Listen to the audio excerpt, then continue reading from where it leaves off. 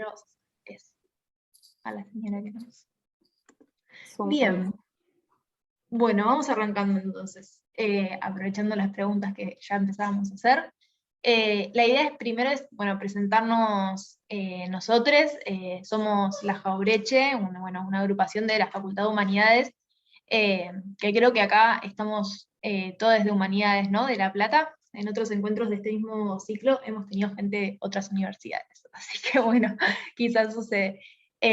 Contarles, la Jauretche es una agrupación que en la Facultad de Humanidades salió segunda en las últimas elecciones, es decir, que estamos proyectando la próxima vez que haya elecciones ganar el centro de estudiantes. Y la idea, un poco también lo que estuvimos haciendo en estos últimos años de pandemia, en el último año de pandemia, y bueno, la mitad de este año en la cual continuamos en esta situación, es acompañar a los estudiantes y generar redes de contención y de permanencia en la que podamos estar, por ejemplo, manteniendo ciertos servicios que teníamos de la facultad, como las fotocopias con nuestro carnet compañero, como el buffet y el comedor con nuestro bolsón de frutas y verduras que nos llega todos los viernes, todo intentando que sea a precios accesibles para que los estudiantes podamos quedarnos en la educación pública. Y bueno, también a propósito de eso, intentamos acompañar el estudio mediante distintas iniciativas como los grupos de estudio, como, bueno, hoy el estudiar con la Jauretche, que veo varias caras que nos venimos encontrando todos los días para estudiar y concentrarnos en este contexto de pandemia que es tan difícil, que tiene tantos estímulos. Entonces, y bueno, y también a propósito de esto, también este ciclo de encuentros que ahora mis compañeras lo van a explicar un poco mejor. Bueno, hola, saludo de vuelta, soy Sol. Contarles, quizás hay algunos de acá que ya vienen viniendo, pero para quienes no, esta charla es el tercer taller, en realidad le decimos, es el tercer encuentro de un ciclo que venimos llevando adelante, que se llama Leer y Escribir en la Universidad, por si el nombre no es lo suficientemente sugerente. Justamente trata sobre aprender a leer y escribir en la universidad, justamente porque nosotras entendemos que es algo que se aprende y que muchas veces en nuestras carreras y en nuestra formación y en los planes de estudio de cada una de las carreras que son distintas, no se nos enseña, no nos encontramos con un momento de formación para la práctica específica de leer y escribir en el marco de la academia, entendiendo que es diferente que en el resto de los ámbitos de nuestra vida. Contarles que, también respondiendo a la pregunta que hacía hoy Marilina, el primer encuentro que hicimos fue sobre técnicas de estudio, o sea, eso viene enfocado a cómo estudiar, que es algo que muchas veces, sobre todo cuando ingresamos a la facultad, es como un desafío. El segundo encuentro fue sobre lectura académica. Este tercer encuentro sobre escritura, ahora Su igual les va a contar mejor. Y estamos con la idea también, les contamos, aprovecho el momento acá para contarles, que la idea es que haya un cuarto encuentro en el que abordemos la cuestión de preparar finales, que para muchos es como algo que da un poco de miedo y que implica quizás estudiar mucha bibliografía junta, entonces entendemos que eso, que está bueno encontrarnos para compartir experiencias y compartir también herramientas sobre cómo llevar adelante eso. Estos encuentros anteriores, buenísimo Felipe que me das el pie, están grabados en YouTube, en nuestro canal. Después ahora si quieren alguna de las pibas puede pasar el link, están todos subidos. La idea es eso, que más allá de quienes podemos estar en el vivo, esos videos queden como una herramienta a la que recurrir en esto, porque entendemos que realmente puede a veces incluso constituir una traba en nuestras carreras, no tener formación en cómo leer y cómo escribir. Así que eso, y ya le dejo la palabra a Azu para que termine de presentar. Bueno, yo soy Azul, estudio letras y bueno, este taller está en lectura académica, porque bueno, entendemos que por más de que no hay una única manera de escribir y de que todos sabemos hacerlo, a la hora de estar en la facultad, de transitar las diferentes carreras y disciplinas, se nos exige una determinada manera de escribir con diferentes normas, pautas, que bueno, que ya están establecidas y que está bueno aprenderlas para poder desenvolvernos de la mejor manera y bueno, y digamos, transitar lo mejor posible nuestras carreras o bueno, en nuestro futuro como profesionales. Así que bueno, este taller lo va a estar dando José María Oliver, que bueno, de paso lo presento. Es ayudante diplomado de la Cátedra de Historia de la Lengua Inglesa y becario doctoral del CONICET, y también es miembro del Centro de Estudios de Investigaciones Lingüísticas de la Facultad. No me quería equivocar para decirlo bien.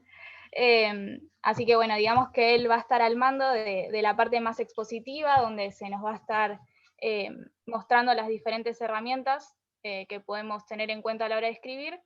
Así que digamos que el taller va a estar dividido en esas dos partes. La primera parte más expositiva, donde José nos va a estar hablando sobre el tema, y después la segunda parte va a ser abierta a que participen, que haya un intercambio, preguntas, dudas, y que se compartan distintas experiencias como estudiantes. Así que bueno, si quieren, ya le doy la palabra a José y arrancamos. A ver, ¿ahí me escuchan? Bueno, muchas gracias a muchas personas. Tengo que agradecer primero a Anabela y a toda la gente de la Jauretche, a Eugenio en particular, con quien estuvimos intercambiando unos cuantos mails y a quien molesté bastante estos días, antes de este momento. Así que, en primer lugar, muchas gracias y también felicitaciones por la iniciativa, porque es muy importante. Ya era algo muy importante en la presencialidad, digamos, esta cosa de las tareas y las actividades que tienen que ver con lo académico, desde la preparación de lectura, cómo prepararse para un final, cómo estudiar, cómo escribir, etc. Y creo que todo eso se ha intensificado bastante en este año y medio. Se ha intensificado y quizás también muchos estudiantes y muchas estudiantes también pueden sentirse un poco más solos, ¿no? Que tienen que trabajar de manera más independiente, así que la verdad que está muy bueno y es muy útil que se haga todo esto. Obviamente hay varios disclaimers para decir antes de arrancar. En primer lugar, que es un poco inabarcable, ¿no? Todo lo que es la escritura académica, de la misma manera que es inabarcable el tema de las técnicas de estudio, el tema de la lectura en un solo encuentro, pero al menos de mi parte creo que es importante ofrecer un panorama y cosas para que empiecen a pensar un poco cuando tengan que escribir, en particular en este taller, ¿no? Bien, bueno, a ver si puedo compartir pantalla, espero que la tecnología me ayude. A ver, preview acá. Díganme, ¿ahí ven?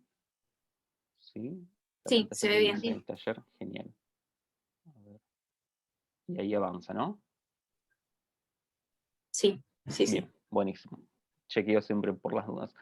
Bueno, la idea, como dijo Azul, es hacer una presentación expositiva, pero sientan la libertad si alguien quiere hacer alguna pregunta en algún momento y la verdad que prefieren no esperar, sientan la libertad de hacerlo o de escribir mensajes en el chat. Si no me olvido, cada tanto les voy a preguntar si hay algún comentario en el chat o alguna pregunta, pero bueno, también las dudas y los comentarios los podemos trabajar más hacia el final, ¿sí? Bueno, como habían dicho, el tema de este taller es escritura académica. Voy a tratar de hacerlo expositivo, pero me gustaría que participen, así que quizás en algunos momentos haga algunas preguntas o algunos comentarios, o abra un poco el micrófono para que quienes quieran aportarlo puedan hacerlo. Y la escritura académica en principio es parte de la alfabetización académica, que es una palabra abstracta para referirse a leer y escribir, que es el nombre del ciclo, ¿no? El nombre del ciclo que están organizando. Algo que es muy importante es que todas estas cosas que van trabajando en distintos talleres forman parte de lo mismo, ¿no? Es como son dos caras de la misma moneda, o cuatro caras de la misma moneda, si se quiere. Son como distintas caras de un dado, y es muy difícil, ¿no?, separarlas todas entre sí. En particular, la escritura es una actividad que eh, puede parecer un poco diferente a la lectura porque es mucho más productiva, ¿no? Una lectura por ahí es una actividad un poco más pasiva, por lo menos de primera mano, ¿no? Es decir, tenemos el texto, se nos es dado un texto al que tenemos que acceder de alguna manera. La escritura tiene esa idea de ser un poco más activa, ¿no? Em, Sin embargo, no son divisibles la escritura y la lectura. Em, y en particular, la alfabetización académica y todo lo que tenga que ver con el lenguaje académico va a estar dividido en estos dos grandes dominios, digamos, del lenguaje, el oral y el escrito, ¿sí? Dentro de lo que es el lenguaje escrito, en particular la lectura y la escritura, ¿no? Y la realidad es que la academia, el mundo académico, tiene cierta preferencia por lenguaje escrito por sobre el oral para muchas actividades. Es decir, leemos gran cantidad de cosas y tenemos que escribir gran cantidad de cosas. Obviamente que el lenguaje oral tiene parte en la academia, también tenemos presentaciones, exposiciones, em, porque tenemos que presentar un tema oralmente, los finales son muchas veces orales, pero es cierto que hay un cierto desbalance entre los dos tipos de lenguaje y que la lectura y la escritura, es decir, el lenguaje escrito en general, es bastante preponderante, ¿no?, en el mundo académico. Em, Básicamente cuando hablamos de bibliografía hablamos de textos escritos, ¿no? Y cuando hablamos de exámenes en general, en su gran mayoría se habla de exámenes escritos. Por eso acá presento esta idea de lectoescritura como estas dos caras de la misma moneda, y no sé si hay gente que haya participado del taller anterior, pero si hay personas que estuvieron en el taller de lectura, por ahí en el taller de escritura de hoy van a encontrar varios puntos en común y cosas que coinciden, ¿no? Porque hay muchas herramientas propias de la lectura que son las mismas que después se tienen que poner en marcha en el proceso de la escritura, ¿no? Bien, no sé si hay alguna duda o algún comentario ahora.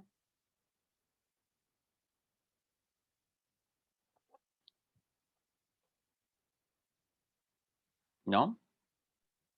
No, me parece que no. Bueno, yo les pregunto porque no quiero volver y que esté pasando entre pantallas todo esto. Hay Bueno, algo esta en el chat, te distinción... avisamos si querés, pero por ahora nada. Dale.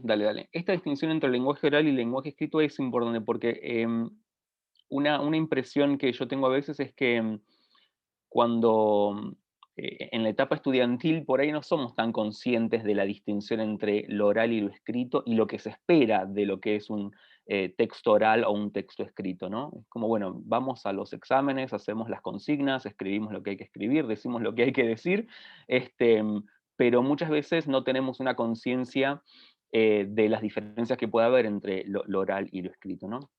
Y bueno, el tema de la oralidad es muy interesante, pero por lo menos por hoy lo que nos reúne es el tema de la escritura.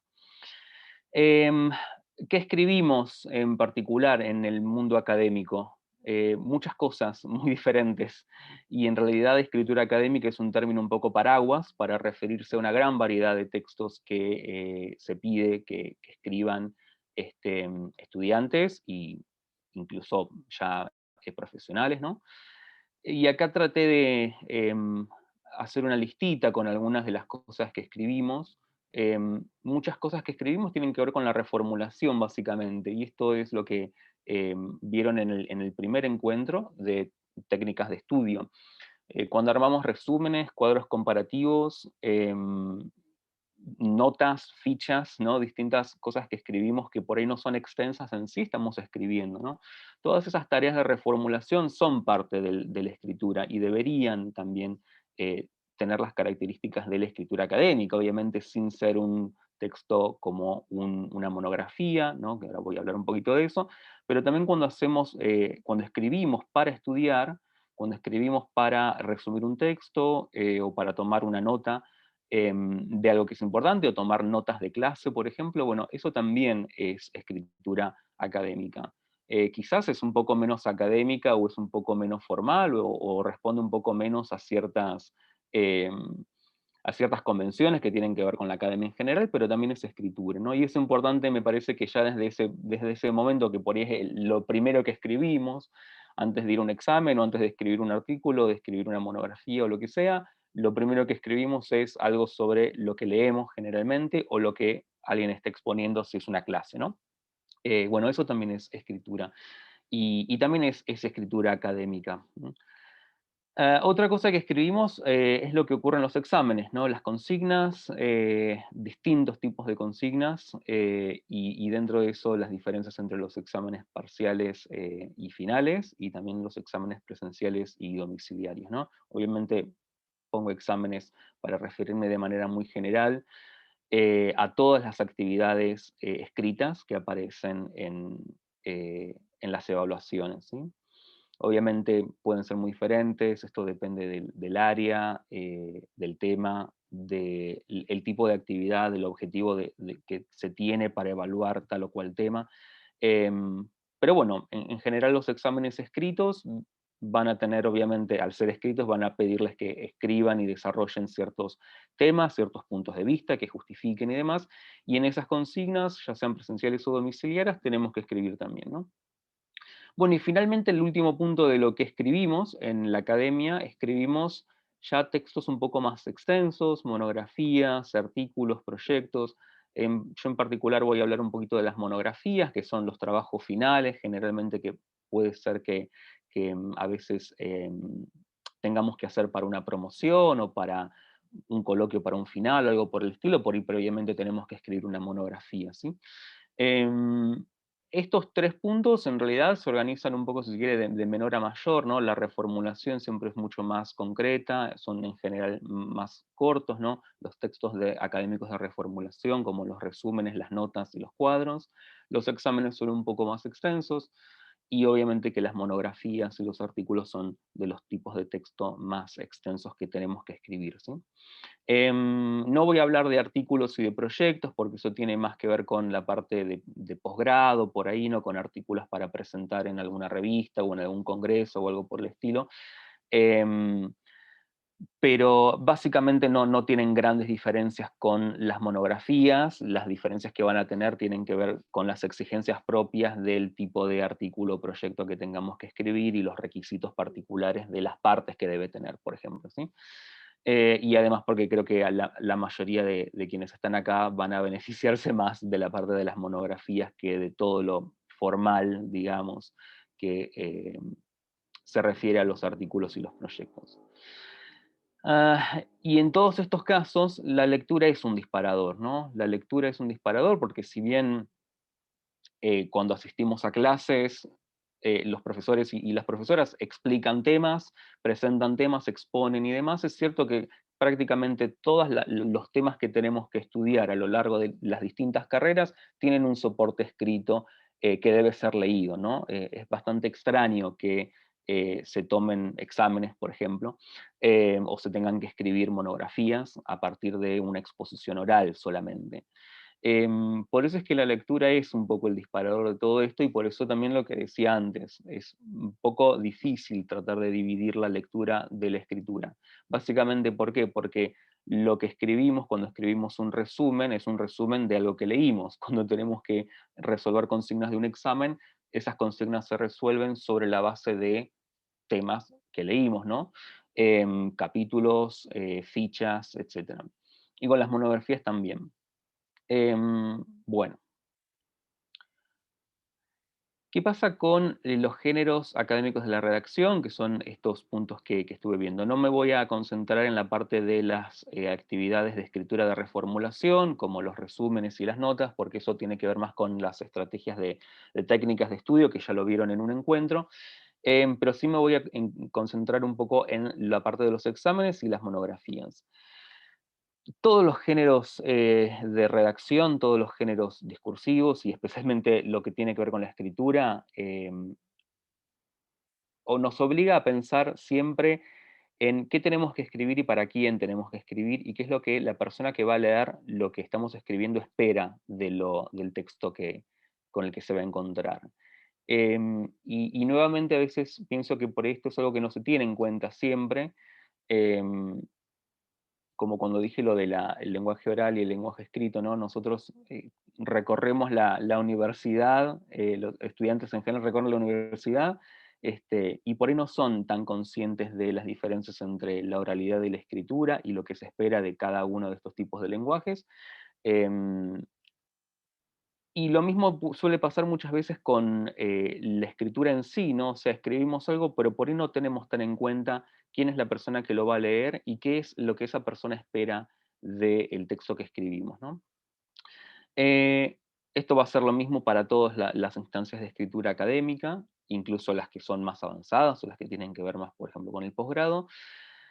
Pero en particular con los parciales presenciales, algo que se valora bastante es la simpleza y la claridad argumentativa. Esto quiere decir que, obviamente, si tenemos una consigna para expresar un tema, explicar de alguna manera que nosotros estudiamos un tema y lo sabemos, tenemos que ser simples en la estructura. Esto no quiere ser simplista, ¿no?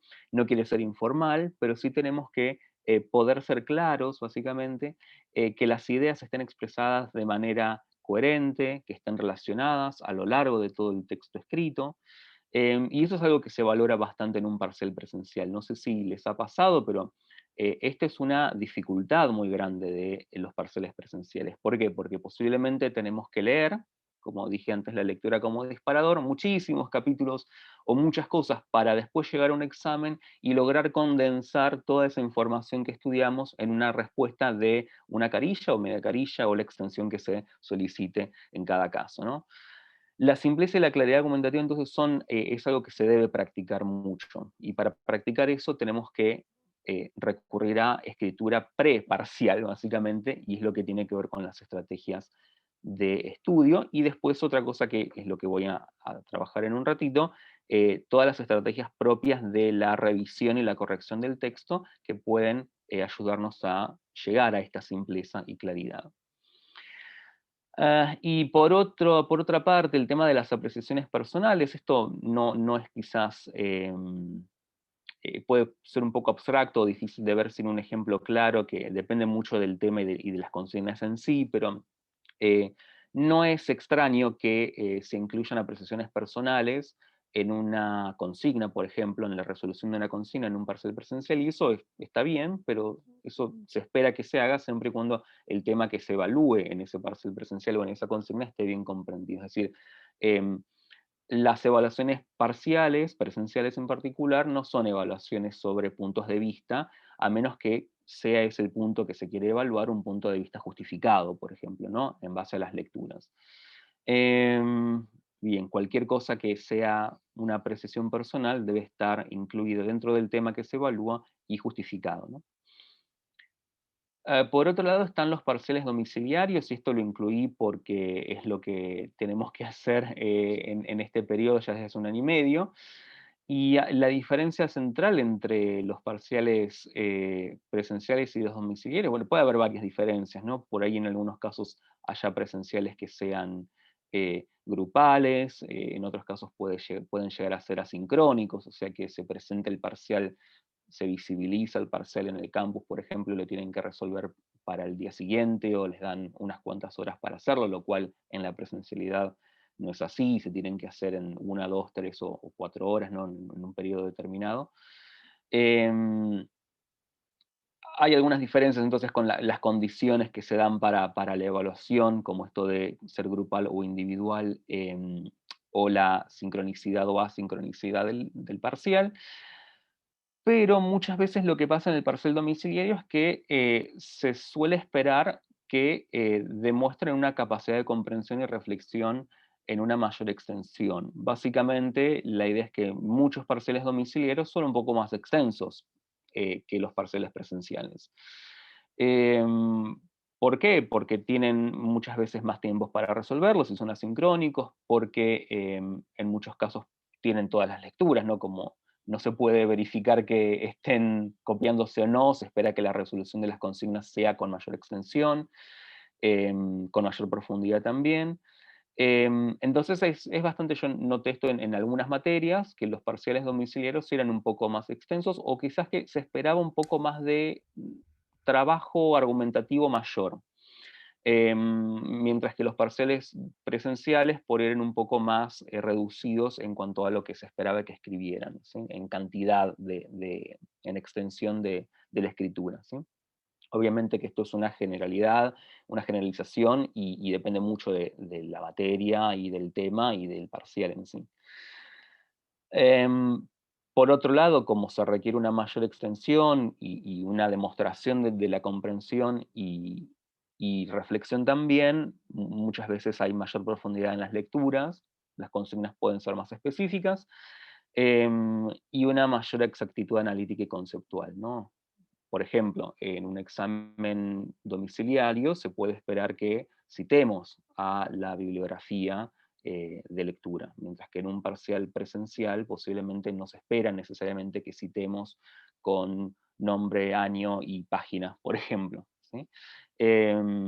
Básicamente los parciales domiciliarios que adoptan estas características, porque hay algunos que obviamente pueden todavía hoy en día ser muy parecidos a los presenciales, se acercan bastante a las monografías y los trabajos finales, ¿no? Obviamente no son lo mismo, pero hay una mayor extensión y una profundidad mayor de los temas. Con respecto a las monografías y los trabajos finales en general, va a haber otra vez más una mayor extensión, incluso mayor a la que tenemos en los parciales domiciliarios, ¿no? o las tareas de entrega domiciliarias. Pero una diferencia que hay entre los parciales en general y las monografías es que las monografías versan sobre un tema central y ese tema es el ancla, digamos, de toda la escritura. Obviamente con muchas diferencias de vuelta, ¿no? Según los temas y el área en la que estemos trabajando. Pero siempre hay un tema central, ¿no? Las monografías abordan una problemática desde distintos puntos de vista, pueden ser monografías, hay clasificaciones de monografías, ¿no? Téticas y no téticas y demás, pero básicamente siempre hay un tema central. Y voy a hablar de esto de la centralidad de los temas, que es un poco algo que se replica en algunas consignas y es importante para la escritura en sí. Una diferencia que hay entre las monografías y las consignas de escritura que aparecen en actividades escritas o en los parciales, es que las monografías tienen claramente una introducción, un desarrollo y una conclusión que deben estar pautados de esta manera, con distintas secciones, con títulos para cada sección y subtítulos para las distintas subsecciones también, ¿no? Es decir, es un texto que está mucho más dividido en secciones por su extensión, ¿sí? Sin embargo, en un ratito voy a hablar de cómo estas tres nociones, la idea de introducción, desarrollo y conclusión, forman parte de cualquier escritura académica, cualquier tipo de escritura académica, ¿sí? Y creo también que en el encuentro de lectura también hablaron de esta idea de los movimientos o las etapas que tiene un texto, y como cuando abordamos un texto debemos ser conscientes de em, los distintos movimientos o las distintas estrategias a las que se recurrió durante la escritura del texto que estamos leyendo, ¿no? Bien. Y otra diferencia también, y esto tiene que ver un poco con lo que mencioné recién sobre los parciales domiciliarios, la bibliografía. En un trabajo final o en una monografía sí se espera, claro, que haya una lista de referencias al final y que haya citas, ¿no? A las que se recurra a lo largo del texto, citas que van a ser las autoridades o las fuentes de las cuales se toman las ideas, los conceptos, para apoyarlos, ¿no? O para criticarlos, a veces esos ideas o conceptos. Pero nuevamente hay en la monografía una sección dedicada a eso y hay convenciones específicas para citar, ¿no? Yo lo voy a mencionar en un minuto, pero no me voy a concentrar tanto en cómo citar, porque eso depende de muchísimos tipos de convenciones que hay. Si quieren, puedo darles después algún ejemplo al final, pero eh, esas cuestiones de la forma, digamos, particular de cómo se debe escribir una cita es algo bastante variable, ¿sí? Es propio de la lectura, de la escritura académica, pero a diferencia de otros aspectos de escritura académica que son mucho más, eh, están mucho más expandidos, ¿no? En distintos tipos de textos académicos, las citas es un formato, digamos, que puede ir cambiando de texto a texto, ¿sí? Bien, a ver, aspectos lingüísticos. Una vez ya vistos todos estos tipos de textos a los que tenemos que escribir, ¿no? La reformulación, las consignas en los parciales y las monografías, hay una serie de aspectos lingüísticos propios de la escritura académica a los que quiero hacer alusión en esta segunda parte. Y obviamente se podría hacer un curso de un año de cada uno de estos temas, de cada uno de estos aspectos, y cuando quieran lo hacemos. Pero la idea es dar como una foto de algunos conceptos importantes y algunas herramientas generales que van a ser útiles en la escritura y después en la revisión y en la corrección del texto, ¿sí? Bien. Bueno, por un lado el tema de la organización del texto que estamos escribiendo. Con respecto a la organización, hay una serie de estrategias que vamos a ver y hay dos conceptos básicos que son la coherencia y la cohesión. Esto tiene que ver con cómo las ideas están relacionadas en lo que estamos escribiendo.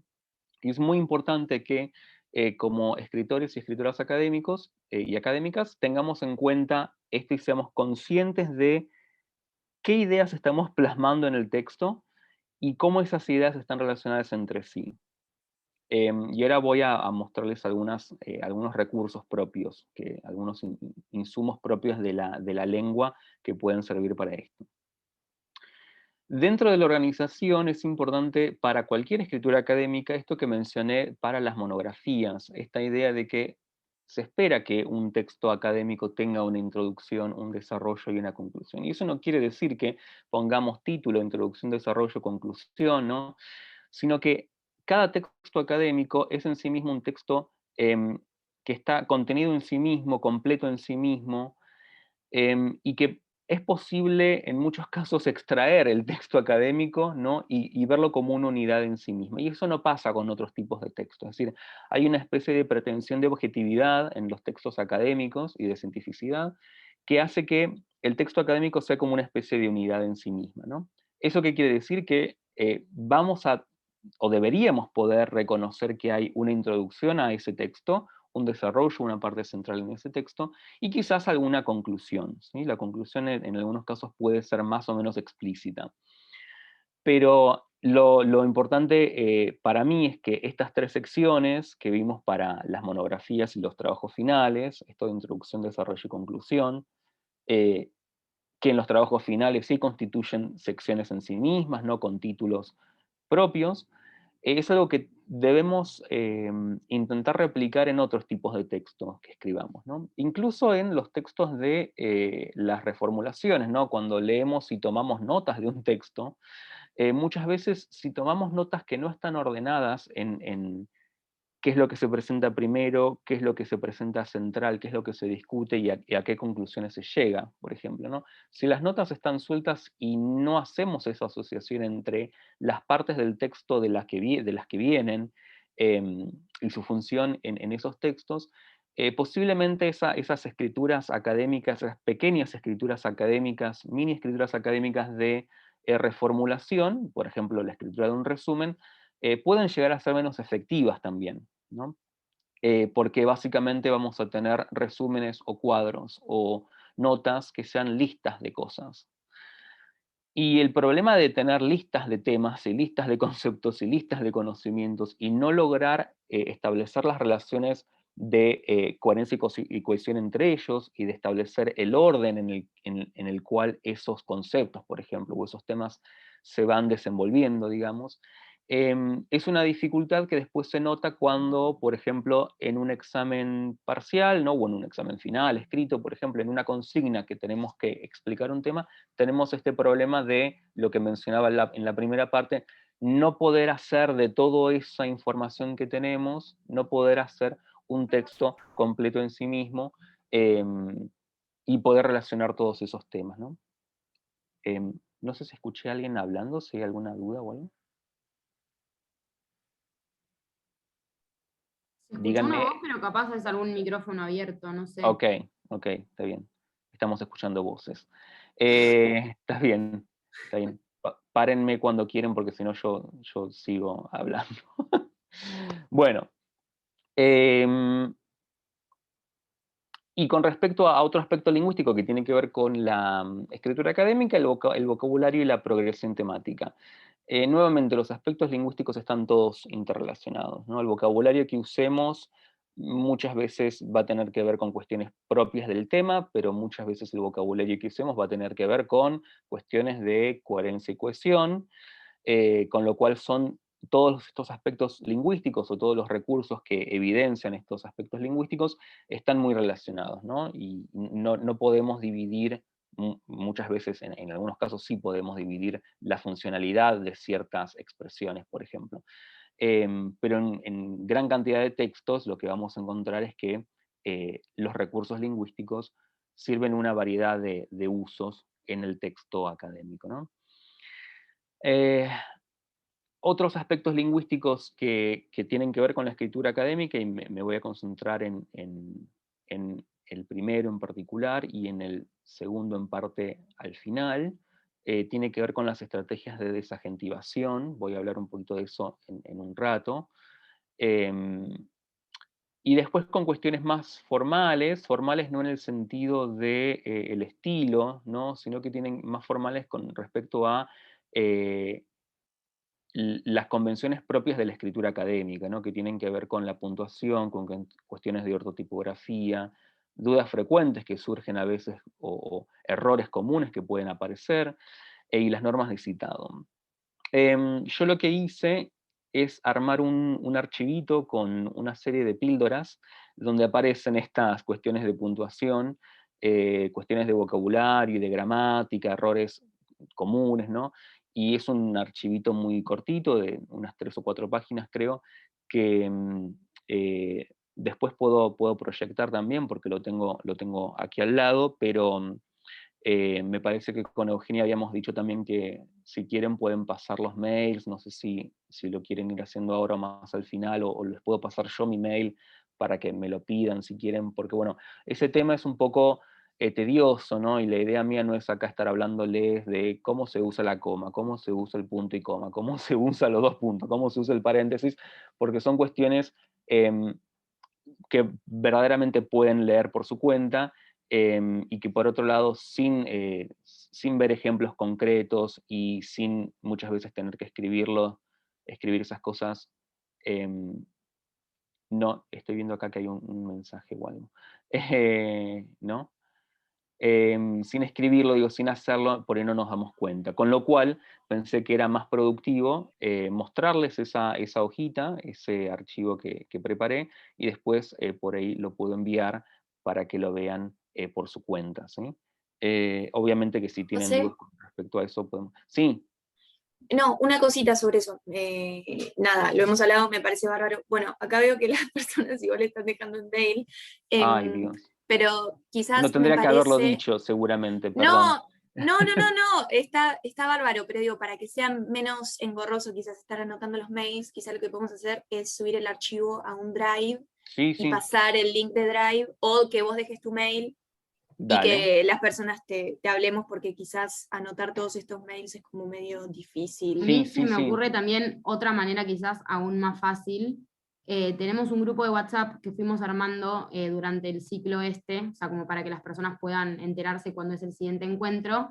Se me ocurre que Ok. podemos mandar el link de ese WhatsApp, se suman y hoy a la noche mandamos el archivo y después, si se quieren quedar, se quedan para enterarse del encuentro Dale. para preparar finales y eso, y si no se van, pero como para estar Dale. todos en ese grupo. Dale, sí, sí. Dale, Si ahora lo quieren mandamos. también pueden mandar el archivo por acá, creo que se puede enviar el archivo por el chat del Zoom también, así que lo que Genial. ustedes Dale. digan, lo que ustedes digan. Dale. Bueno, ¿hay alguna consulta o algún comentario o algo? Bueno. ¿Cuál es el objetivo de la escritura académica? Esta es una cita de Navarro y Morris. El objetivo de la escritura académica, según ellos, es la producción de conocimiento nuevo a partir del relevo bibliográfico, la identificación de problemas y la presentación de hipótesis y hallazgos. Y obviamente parece bastante más difícil de lo que es en realidad, Esto está un poco pensado más para la escritura académica de un trabajo final o de una monografía, ¿no? O de un artículo o la presentación de algún tipo de proyecto. Pero en realidad, si pensamos esta cita, y la mayoría de las citas y de los textos sobre escritura académica tienen este tinte un poco así cientificista, ¿no? Digamos, que está bien porque la escritura académica es propio del lenguaje científico, pero quiero bajar un poco, ¿no? esta cita y mostrarles que esto en realidad es lo que hacemos cuando escribimos cualquier tipo de texto que tiene que ver con la universidad, ¿no? Cualquier texto que escribimos, incluso esos pequeños textos, esos mini textos académicos de reformulación y los que tenemos en las consignas de exámenes, también reproducen estas nociones que aparecen acá en Navarro y Moris. Obviamente por ahí no estamos produciendo conocimiento totalmente nuevo, ¿no? Porque en una consigna pues, lo más probable es que se nos pida reformular o remitirnos a alguna lectura que hayamos hecho, obviamente con la combinación de lo que ocurrió en exposiciones de clase, por ejemplo. Pero sí es cierto que lo que escribimos en esa consigna es diferente a lo que leímos. Es decir, no estamos escribiendo, citando, ¿no? Al pie de la letra lo que leímos. De la misma manera, lo que escribe tal estudiante es diferente a lo que escribe otra persona, ¿sí?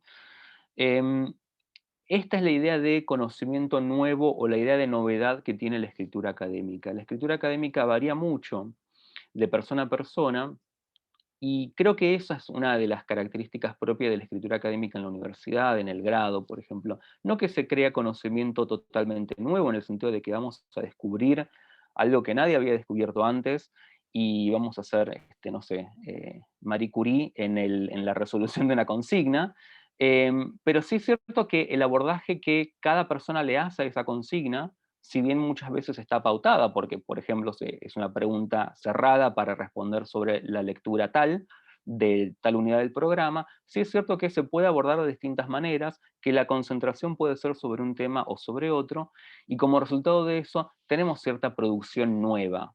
Es decir, cada producción va a ser diferente, cada producción va a ser diferente a las otras, ¿no? La otra parte de la cita, el relevo bibliográfico, es bastante obvio, ¿no? Como dije hace un rato, todo lo que escribimos, por ahí hay alguna excepción un poco aislada, ¿no? Pero en general todo lo que escribimos en la escritura académica en la universidad viene de un sustento bibliográfico escrito, ¿no? El cual es leído previamente, leído, trabajado, estudiado, resumido. Así que el relevo bibliográfico es clave, ¿no? Es esta parte, es esta pata de la lectura, que es la contraparte de la escritura académica. La identificación de problemas y la presentación de hipótesis y hallazgos es la otra parte que Navarro y Moris mencionan con respecto al objetivo de la lectura, de la escritura académica. La identificación de problemas es algo que muchas veces pasa cuando tenemos que escribir textos en los cuales tenemos que contrastar puntos de vista o, por ejemplo, presentar críticas a ciertos conceptos, a ciertas opiniones, a ciertas perspectivas, ¿no? No se refiere necesariamente a encontrar un problema nuevo, sino a encontrar de qué manera distintos, por ejemplo, distintos textos abordan un mismo tema. Y la presentación de hipótesis y hallazgos, nuevamente, como ocurre con el tema del conocimiento nuevo, no vamos a presentar una hipótesis y escribir mi hipótesis es tal, o nuestra hipótesis es tal. Pero sí es cierto que la presentación propia que hace cada persona que escribe un texto académico, como dije anteriormente, difiere, ¿no?, de las otras. En ese sentido, la hipótesis o la idea central sobre la cual gira cada texto puede variar, ¿no?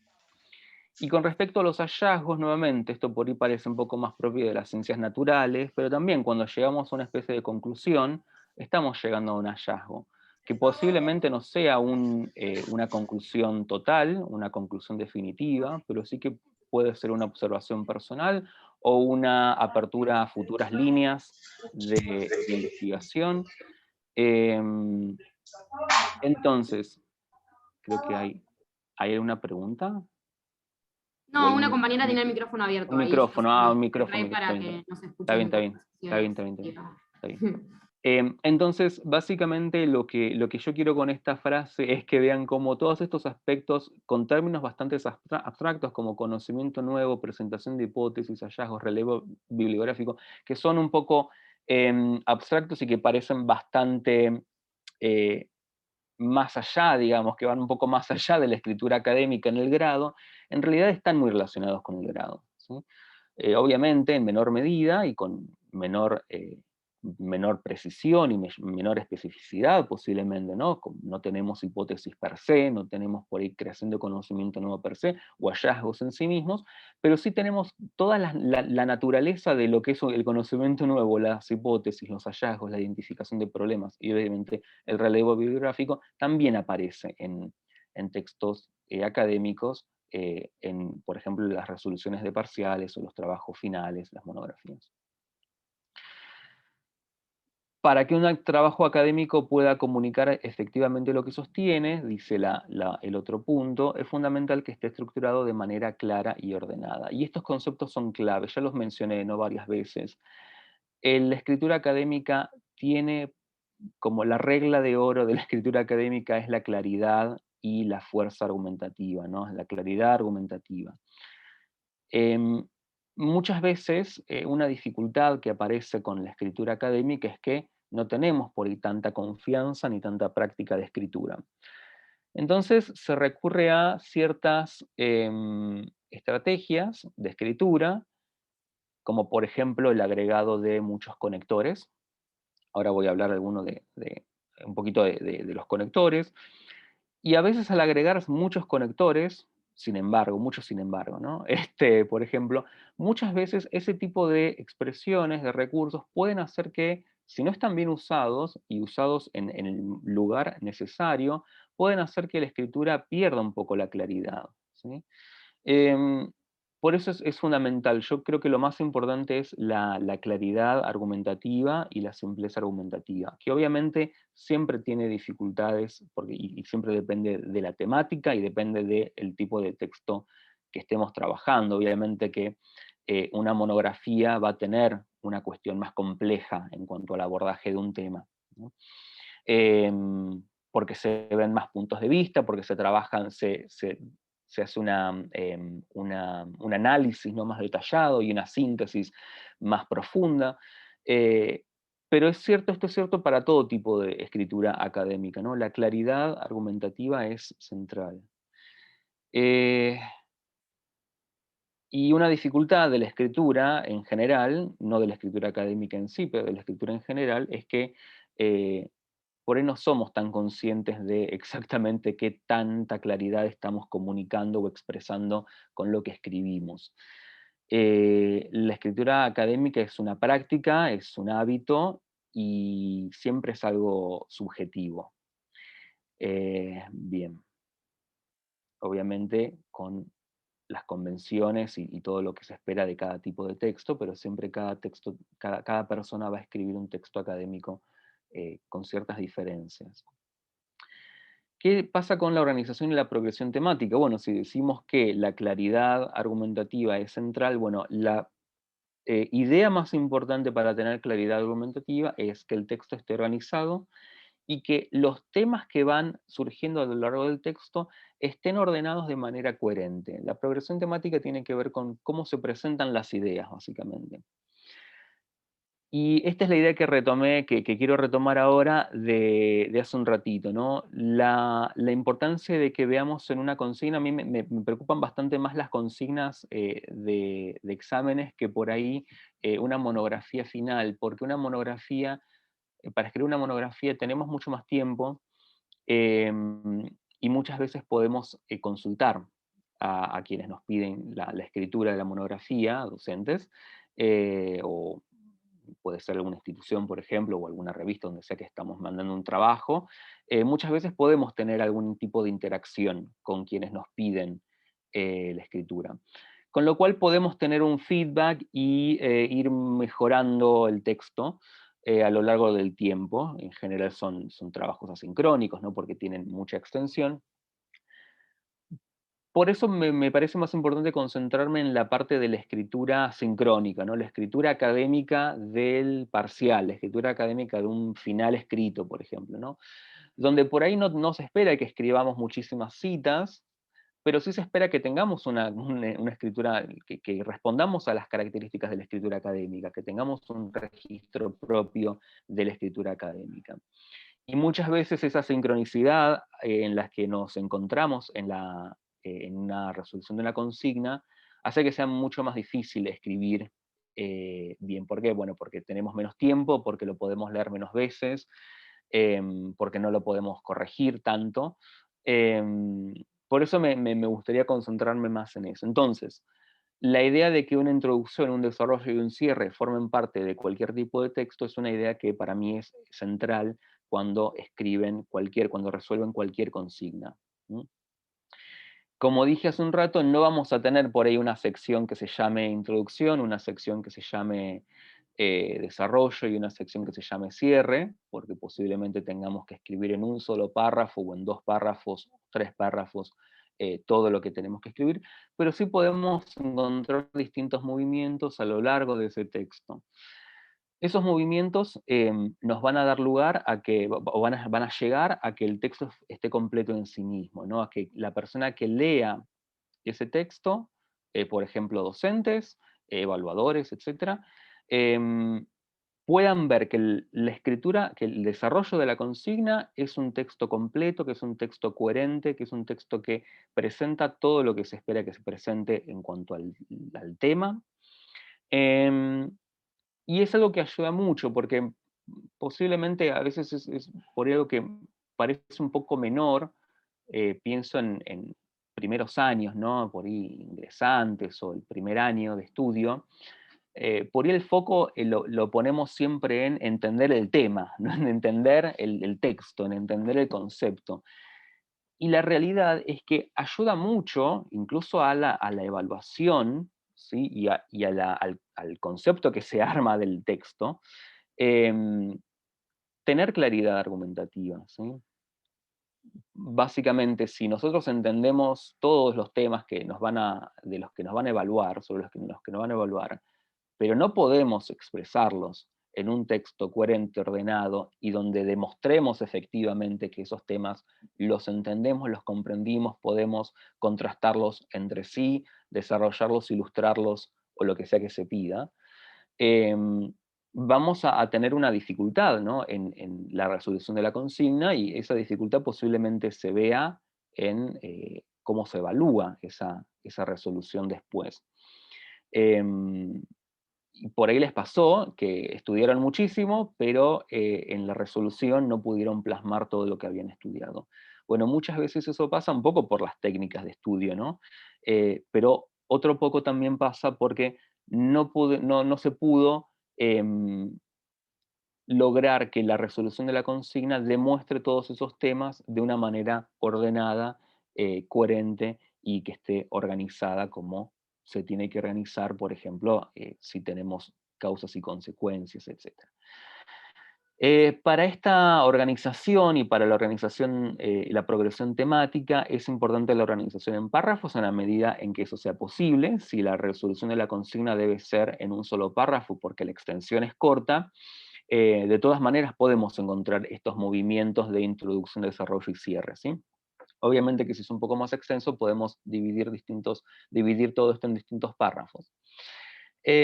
¿Cómo funcionan estos párrafos? De manera muy general, como una especie de regla para la escritura académica, se espera que cada párrafo tenga oraciones temáticas, oraciones clave, que suelen estar al principio, y esa oración clave, que puede ser la primera, o en algunos casos es la segunda oración, o pueden ser las primeras 2 oraciones de ese párrafo, son los ejes que van a anclar toda la organización de ese párrafo. Luego de esa oración temática, las oraciones que siguen en ese mismo párrafo van a ser oraciones de desarrollo. Ese desarrollo puede ser expandir lo de la oración temática o la oración principal, que es el ancla, digamos, del párrafo, ¿no? Puede ser ejemplificar lo que ocurre en lo que presentamos en esa oración temática. Puede ser ofrecer puntos de vista, puede ser aclarar, puede ser contrastar distintas perspectivas que se pusieron de relieve en la oración temática, ¿sí? Pero esta idea es muy importante. Muchas veces cuando escribimos, por la naturaleza un poco lineal que tiene la escritura, al igual que la oralidad, ¿no? Empezamos a escribir y escribimos, escribimos, escribimos, escribimos y seguimos escribiendo y terminamos de escribir el texto, pero no tiene una forma clara, no tiene una idea principal que sea fácil de reconocer, no tiene un desarrollo que podamos encontrar en ninguna parte en particular y no tiene un cierre. Bueno, ¿qué podemos hacer para eso? Obviamente la práctica siempre hace que todo mejore, pero cuando estamos escribiendo un texto, si lo leemos, tenemos que ser capaces de encontrar estas cosas, ¿sí? Es decir, yo lo que quiero es que se conviertan más que en grandes escritores o escritoras académicos, académicas, que sean correctores y correctoras, que puedan revisar lo que se escribe. Y eso para mí es una ayuda central, porque la realidad es que nadie escribe académicamente de una, ¿no? Nadie escribe un texto, bueno, hoy me siento a escribir, bueno, voy a escribir, pongo introducción y arranco a escribir, pongo desarrollo y arranco a escribir y termino y ya está. Es un proceso que lleva mucho tiempo, la escritura, y más aún la escritura académica, y mucha revisión. Con lo cual, para mí, más que ser escritores y escritoras de la academia, es más importante quizás ser conscientes revisores y revisoras, ¿no? Correctores, si se quiere, ¿no? Poder corregir lo que ocurre.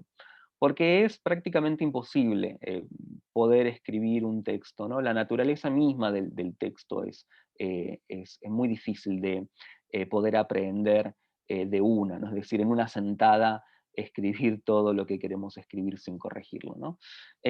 Obviamente, si el texto es corto, posiblemente sea más factible, si el texto es muy largo, va a llevar más tiempo. Pero en cualquier caso, la corrección, la revisión del texto es esencial. En esa revisión, en esa corrección, lo que tienen que hacer el consejo, ¿no? Es poder identificar, bueno, esto que escribí acá, esto es el desarrollo, sí, esto es el desarrollo. No, esta parte por ahí es más general, así que tendré que ir antes, porque estoy dando ejemplos muy al principio de lo que escribí. Estoy siendo muy general, ¿no? Obviamente esto depende muchísimo de cada texto y del área. Pero sí, para mí es esencial esta idea de ser conscientes de lo que hicimos cuando escribimos, ¿no? En esa conciencia de escritura, reconocer oraciones temáticas, decir, bueno, esta es mi oración temática, o sea, el tema de este párrafo es este, y esto es lo que hice acá de un ejemplo, ¿no? Es muy importante. Bien. Con respecto a la organización temática, mencioné un poquito el tema de la cohesión y la coherencia. En particular, la cohesión es lo que permite hilar las distintas ideas a partir de relaciones que son esencialmente lógicas, y eso se expresa con recursos que son conocidos como los conectores, ¿no? Los conectores son palabras, vocablos, frases, locuciones que se utilizan para evidenciar relaciones lógicas entre las ideas que estamos escribiendo, ¿sí? Es muy importante el uso consciente de los conectores. ¿Esto qué quiere decir? Que no se usen conectores cuando no son necesarios y que sí se usen cuando debemos explicitar una relación lógica que de otra manera quedaría un poco ambigua o poco clara. Hay muchísimas listas de conectores que seguramente pueden ver. Hay conectores de causa, como por ejemplo locuciones como debido a, o a causa de, o porque, etc. De concesión, los conectores de concesión nos permiten dar lugar a un punto de vista o a un hecho, pero a su vez tener en cuenta otro aspecto que es importante, ¿no? Por ejemplo, a pesar de, aunque, ¿sí? Ese tipo de recursos lingüísticos son los que nos permiten conceder que algo es cierto, pero a su vez abordar otro aspecto de la idea. Los conectores aditivos, como las conjunciones y, o por ejemplo, además, ¿no? Nos permiten adicionar ideas. Ese es por ahí el más común o frecuente. Los conectores de oposición son aquellos que nos permiten em, desarrollar puntos de vista opuestos. El que se usa, digamos, el más común es sin embargo. em, y los conectores de consecuencia son aquellos que permiten establecer relaciones de manera tal que si algo se da, el resultado es tal. Por ejemplo, las relaciones condicionales permiten evidenciar relaciones de causa-consecuencia, o frases, por ejemplo, como para qué, expresiones finales o consecutivas, así que, así, así, y continuar con la oración, ¿no? Esto también es importante que que tengamos una conciencia de los conectores y los usos de los conectores, porque muchas veces la escritura académica está muy teñida por este tipo de palabras, entonces no es extraño que pongamos conectores cuando no son necesarios, o que pongamos conectores por una cuestión más de el tono del registro que tiene o el estilo en realidad que tiene la escritura académica, pero que por ahí no están bien usados, ¿sí? Que por ahí no es necesario usar un conector en ese lugar, que por ahí hay que usar otro conector. Por ejemplo, pienso que para muchas personas puede ser equivalente, sin embargo, pueden ser equivalentes, sin embargo, y a pesar de, ¿no? Y no necesariamente son equivalentes, ¿no? De hecho, presentan dos fuerzas, de dos conexiones, digamos, lógicas distintas. ¿Sí? Bien, de esto hay siempre muchas listas que pueden buscar. Si quieren googlear conectores para la escritura académica van a encontrar muchísimos ejemplos. Estos son algunos tipos que son los más propios de la escritura académica. ¿Sí? Bien. Hay algunas cuestiones sobre los conectores que después retomo en las píldoras, en ese archivito en PDF, sobre, por ejemplo, el uso de IO, en algunos casos, ¿eh? Así que después pueden ver en ese archivo, que ahora igualmente lo voy a mostrar, pero van a ver algunos casos de errores o dudas que pueden aparecer con ellos. Con respecto al vocabulario, bueno, quizás es lo más difícil de abordar sobre la escritura académica, porque el vocabulario siempre va a depender, el vocabulario del tema va a depender del lenguaje propio del área, ¿no? El vocabulario que podemos llamar técnico, el vocabulario disciplinar. Después tenemos otro tipo de vocabulario, que es, por ejemplo, el vocabulario propio de los conectores, ¿no? Entonces, en vez de decir, de por ahí utilizar pero, ¿no? El pero como adversativo, es más común utilizar un conector interoracional como sin embargo, por ejemplo, ¿no? En la escritura académica. Ese tipo de vocabulario es un vocabulario un poco más general de la escritura académica. No depende tanto del área, ¿sí? Es decir, textos de distintas áreas van a exhibir esos tipos de vocablos o locuciones, y ese es el vocabulario que por ahí es el que podemos trabajar más acá, ¿no? Y después están los actos de la labor académica, ¿no? Es una frase que inventé yo, en realidad, esa, para referirme a todos los verbos que abundan, que llenan las páginas de los textos académicos, verbos como observar, demostrar, concluir, proponer, ¿no? Que obviamente son diferentes, algunos son más propios de las introducciones, otros son más propios de las conclusiones, otros son más propios del desarrollo, ¿sí? Ilustrar, por ejemplo, un verbo para ofrecer una serie de ejemplos, ¿sí?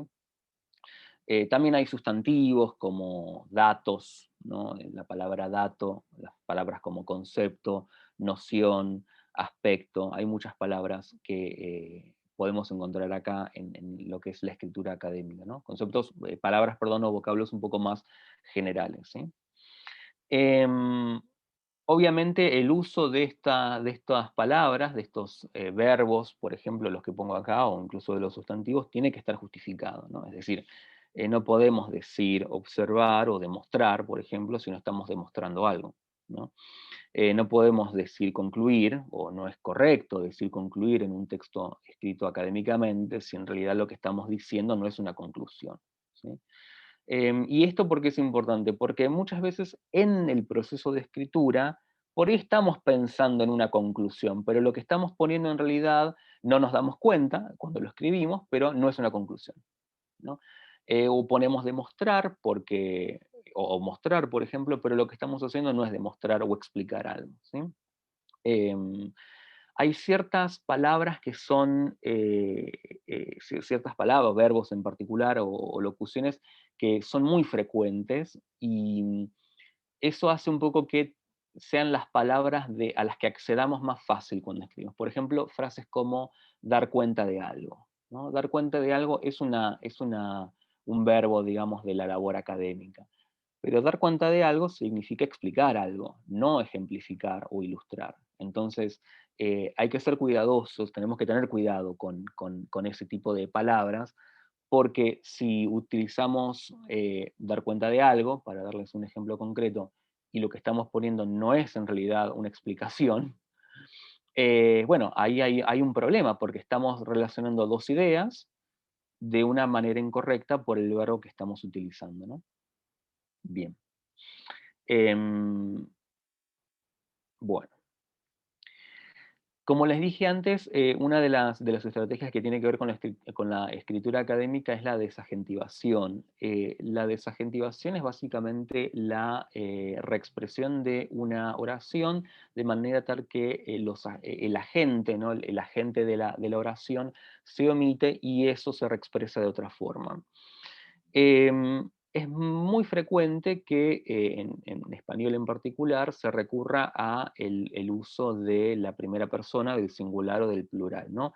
Lo cual es correcto, ¿no? Porque, por ejemplo, en un texto académico decimos, en este trabajo vamos a demostrar o ilustraremos o abordaremos tal tema, ¿no?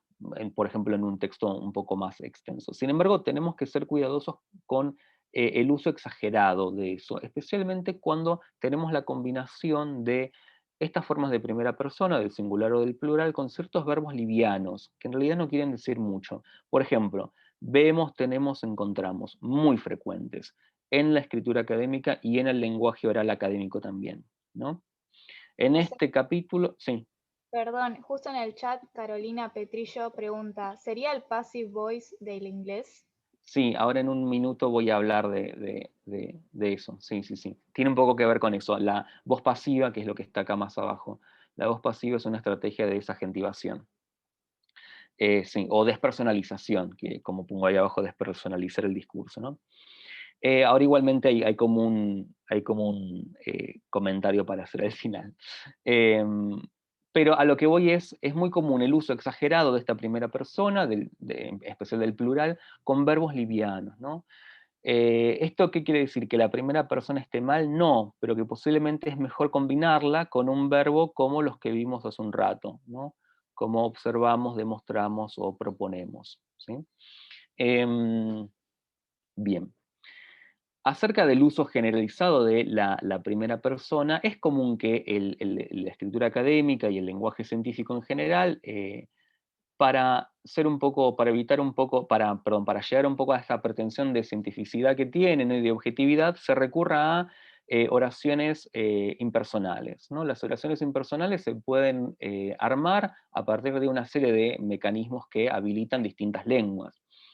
En español, por ejemplo, se puede recurrir al se, al pronombre se, tanto en sus formas de impersonal como pasivo. Por ejemplo, si decimos se puede observar, estamos parafraseando podemos observar, ¿no? Y es una forma bastante recurrente, o en muchos casos es una corrección que se hace quienes corrigen textos escritos académicos, ¿no?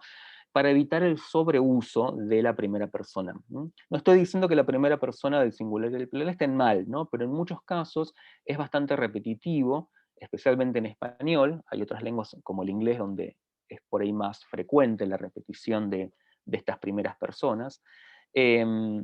Pero es una buena idea tener en cuenta la paráfrasis, ¿no? Es decir, decir lo mismo de otra manera. En vez de podemos observar, se puede observar, ¿sí?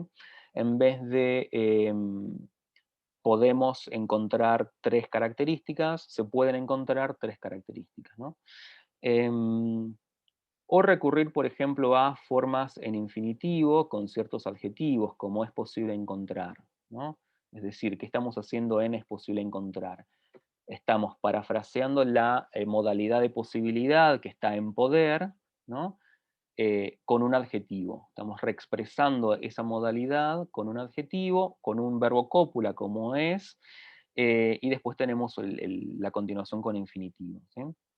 Estas son cosas que en realidad podemos hacer porque somos hablantes de la lengua española. Creo que no sé si aquí hay personas que hablen otra lengua como lengua nativa, pero me parece que en su mayoría tenemos hispanohablantes.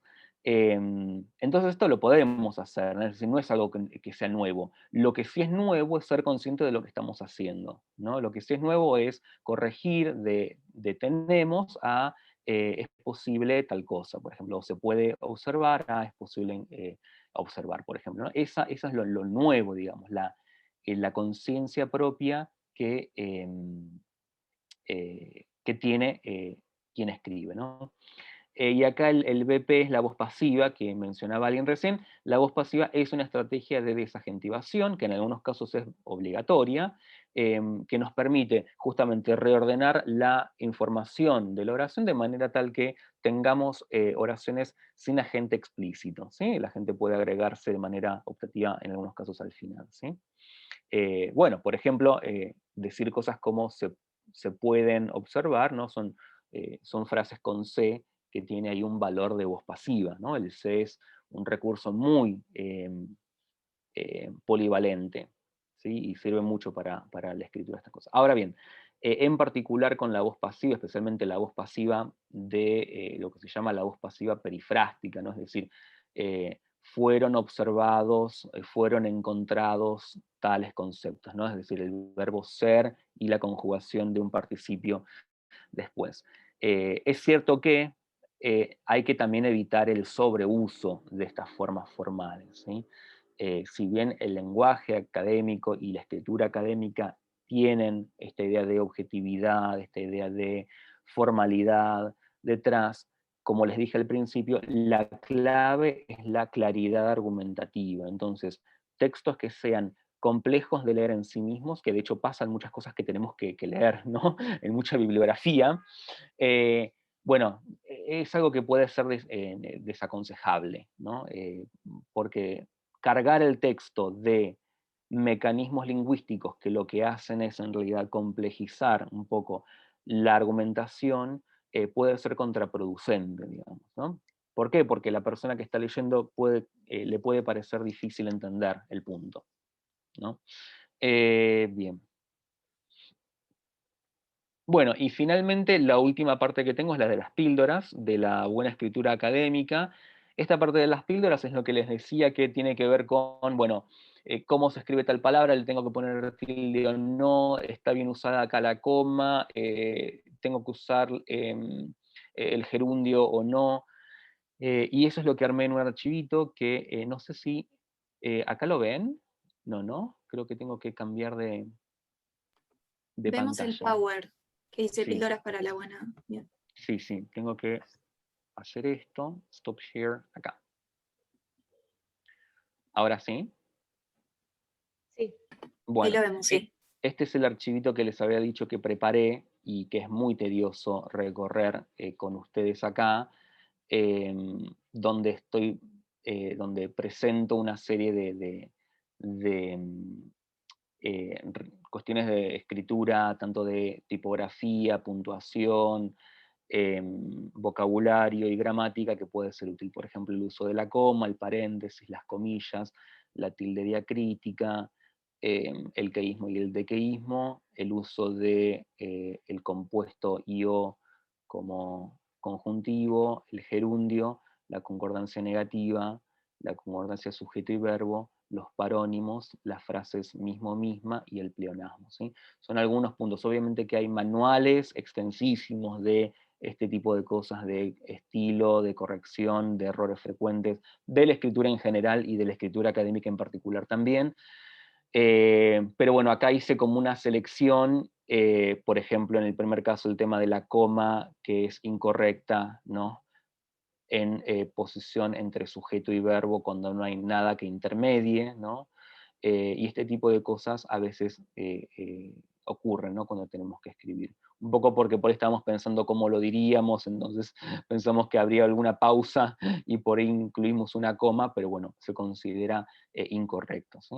Así que bueno, estas cuestiones que tienen que ver más con algunas con convenciones propias de la escritura académica y otras con cuestiones de escritura correcta en general, lo armé en este archivito como para que lo puedan leer con tiempo y bueno, que les sea más útil de esa manera a estar presentando todas estas cosas por mi cuenta. Bueno, hablé más de lo que esperaba, así que voy a dejar de compartir. Si quieren les envío el archivo por el Zoom o lo enviamos después en el grupo de WhatsApp, como digan las chicas. Sí, no, José, bueno, ese PDF es una locura. Realmente creo que a todos nos hubiera venido muy bien. Bueno, a los que ya somos más viejos, hace muchos años tener ese PDF hubiese sido salvador, pero bueno, por suerte los más nuevitos lo van a poder tener ahora. Te iba a proponer que si querés me lo mandes por mail, o yo te Dale. mando un mail después y me lo pasás y lo mandamos al grupito Dale. de WhatsApp. Dale. Sí. Bueno. Genial. Bueno, perdón si fue un poco general, /abstracto, /extenso, /adjetivos descriptivos que quieran utilizar. No, muy claro, José. Un genio. Gracias. Realmente lo que preparaste, una genialidad. Yo que soy nueva lo voy a aprovechar mucho. Bueno, espero que sí. Gracias. Muchas gracias, a todos. Gracias. Sí, no, la verdad estuvo muy bueno. Mucha información, muy formativo. Nada, habló por todos, creo, de que nos gustó mucho.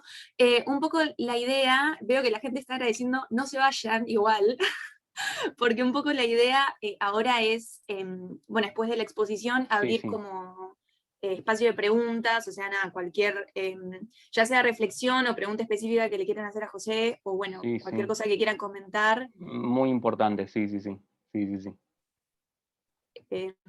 Así que nada, pueden abrir el micrófono, preguntar lo que sea. Voy a dejar el silencio unos segundos para que se sientan libres de hacerlo. Y bueno, vemos en función de eso cómo seguimos. Yo algo cortito, capaz para romper el hielo. Nada, estoy viendo como que no solamente este material que pasaste al final, sino bueno, todo lo que venimos hablando desde el principio. Digo, lo veo como muy útil como estudiante, digamos, pero además también como futura docente, ¿no? Capaz preguntarte un poco qué pensás vos, digamos, si te parece que en toda, digo, tanto en el secundario como en la universidad, está bueno dedicarle un tiempo de nuestras clases a hablar de esto, o digo, incluso porque este ciclo de talleres surge de que bueno, que nadie nunca nos da toda esta información junta y sistematizada como para decir, bueno, escriban en base a esto. O sea, quizás en alguna carrera sucede, por lo menos en letras sucede muy poco, y es muy necesario a la vez, escribimos mucho durante toda la carrera. Entonces veo eso, que quizás hacen falta instancias como esta, digamos, en las que se sistematice toda esa información. Sí. Sí, hay varias cosas que decir al respecto. Faltan instancias y siempre las instancias que hay son insuficientes, ¿no? Porque esto es algo tan largo, tan extenso, tan complejo, ¿no? Que hay muchas materias, o en algunos casos ciertos docentes o ciertas docentes pueden querer recuperar alguna de estas nociones, pero claramente nunca alcanza, ¿no? Porque es una cuestión que lleva mucho trabajo, que lleva práctica, ¿no? Y que, como decías, creo que tiene que trabajarse mucho desde la escuela secundaria y desde los cursos de ingreso y los primeros años, el primer año en particular, ¿no? Junto con las estrategias de estudio que por ahí se hace un poco la escritura académica. Pero pero sí, es cierto, instancias faltan, así que por eso me parece tan importante el ciclo este en particular, porque es como un área de vacancia, ¿no? Y es algo que también atraviesa todas las carreras, entonces está buenísimo porque estudiantes de un montón de distintas áreas se pueden beneficiar de este tipo de cosas. Sí, sí, sí, sí, así que es muy importante. En la facultad, el otro día, yo participé de un encuentro del Departamento de Lenguas Modernas con una exposición y también estuve viendo algunas otras charlas. Y presentaron un certificado que hay perdón, certificado de español académico, que es un certificado que se coordina desde el área de ELSE, del área de español como segunda lengua de la Facultad de Humanidades, y está destinado principalmente a estudiantes que no son hispanohablantes, ¿no? Las personas extranjeras, ¿no? Que vienen a estudiar acá y que por ahí necesitan pulir algunas cuestiones del español. Y bueno, un grupo de trabajo presentó este certificado que ya se puso en marcha en un momento, y una pregunta que le hice a las personas que lo expusieron es si esto no se podía extender o qué útil sería extender este tipo de cosas, por ahí no rendir un examen para un certificado, ¿no? Pero el ejercicio más consistente de la escritura académica del español, ¿no? Y en el caso de las personas de lenguas modernas también se pueden hacer cosas con las otras lenguas, ¿no? Con inglés, francés y portugués. Em, pero me pareció interesante eso, cómo muchas veces se le presta más atención, o las personas que son extranjeras le prestan más atención a la escritura académica que que quien habla la lengua de manera nativa, ¿no? ¿Sí? Y bueno, me parece que es un área muy interesante, muy vacante. Creo que los cursos de ingreso también tienen que hacer un poco el foco más en la escritura, en la medida de lo posible. Obviamente que no se puede hacer todo, pero al menos abrir un poco el panorama y tratar de generar un poco de conciencia sobre el tema. Sí. Acá, José, no sé si se ve, pero Felipe hizo una pregunta, si quieren la leo en voz alta para Sí, todos. dale. Dice, Felipe, pregunta. José, te quería preguntar si puedes desarrollar un poco el lenguaje oral. Entiendo que es un taller de lectura y escritura, pero claramente están conectadas. Sí. Sí, el lenguaje oral, no sé si se va a organizar algún taller, pero sería muy interesante organizar otro taller más sobre el lenguaje oral, ¿no? El lenguaje académico oral sería. Si es que hay una conexión. Sí, hay una conexión muy clara, hay una conexión muy clara entre las dos. En esencia, la academia tiene una preferencia por la escritura, ¿no? La escritura es como el medio de comunicación, el canal de comunicación por antonomasia de la academia en general, ¿no?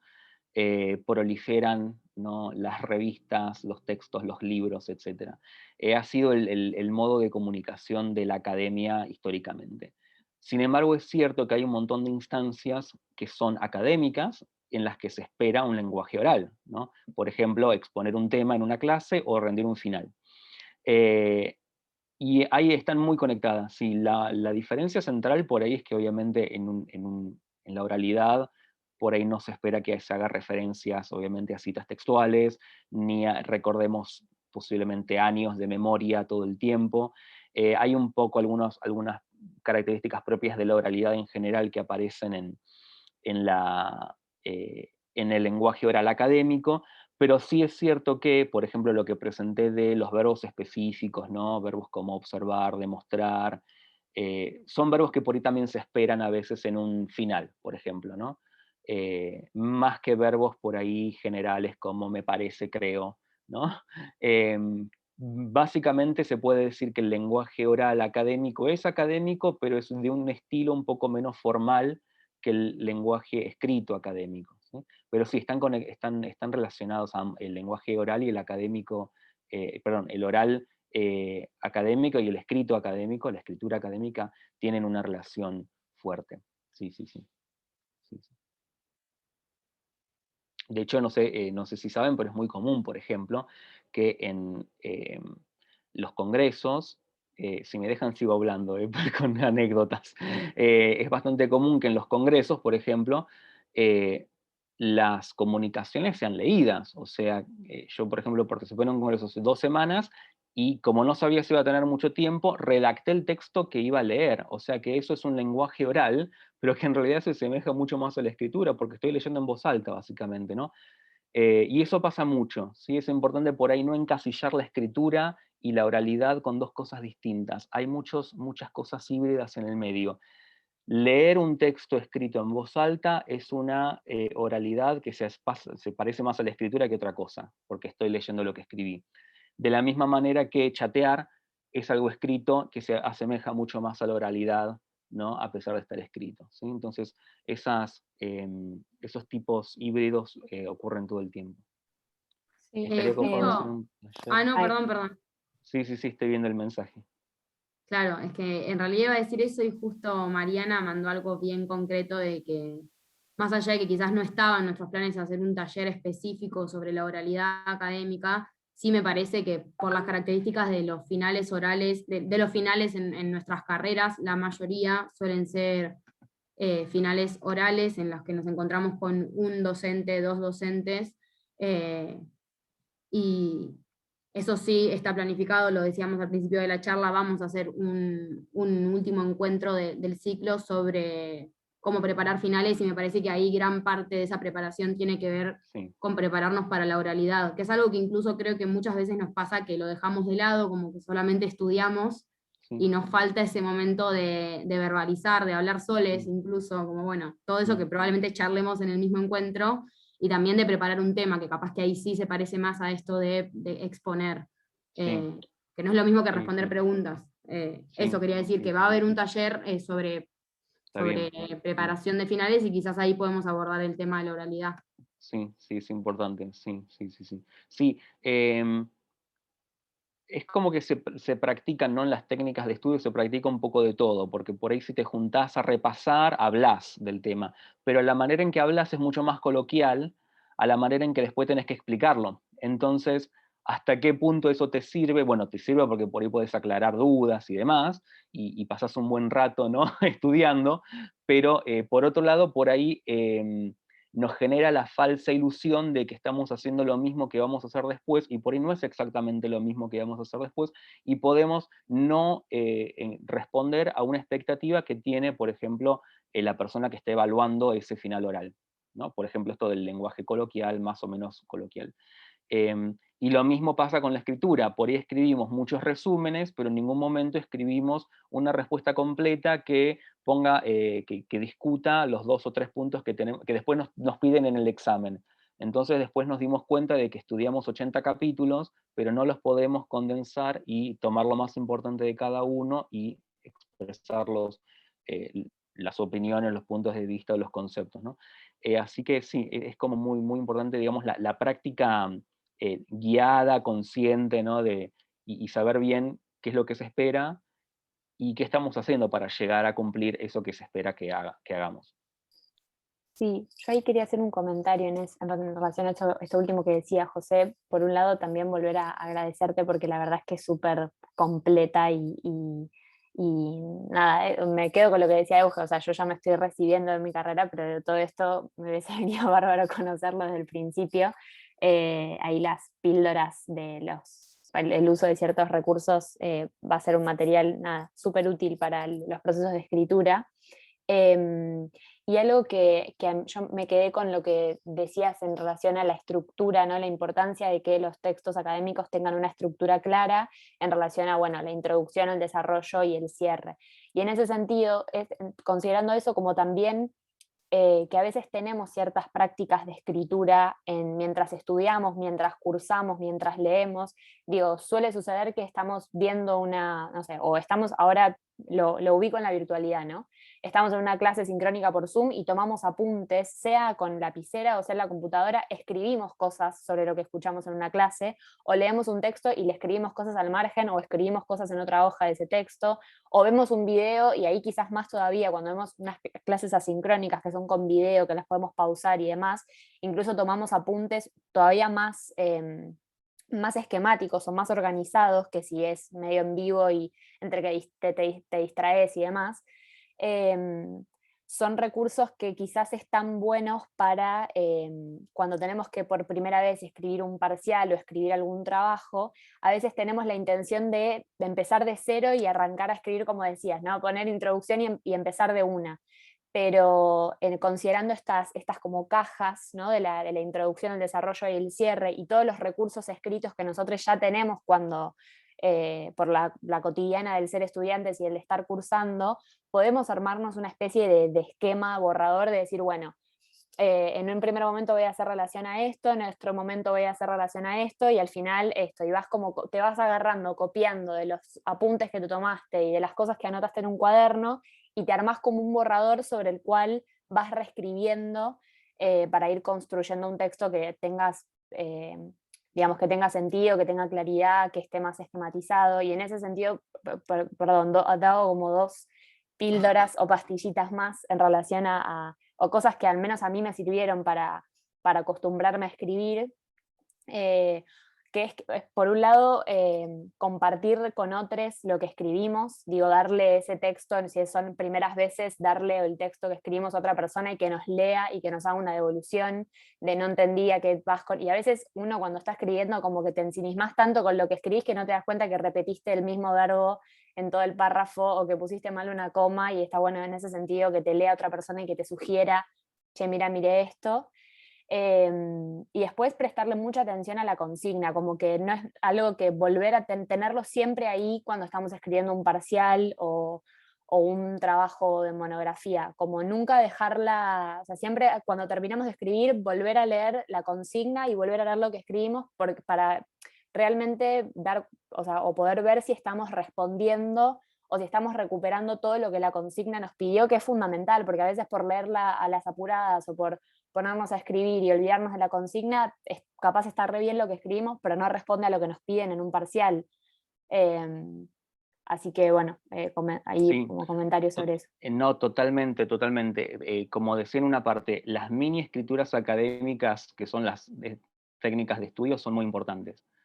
Sí, sí, son muy importantes. Y a veces por ahí no es un error, porque es propio por ahí de lo que pasa en la lectura, pero por ahí tenemos demasiada esquematicidad en esas mini escrituras académicas, ¿no? Y eso no está mal, pero después está bueno cuando se termina de leer un texto, me estoy metiendo en el otro taller igual, ¿no? Pero cuando se termina de leer el texto, ver cómo todas esas notas recontra esquemáticas están relacionadas, ¿no? Sí, y que ese sea, hay que maximizar los recursos, ¿no? Que todas esas cosas que escribimos, esas mini escrituras académicas, sean un insumo para después escribir una respuesta algo más extenso.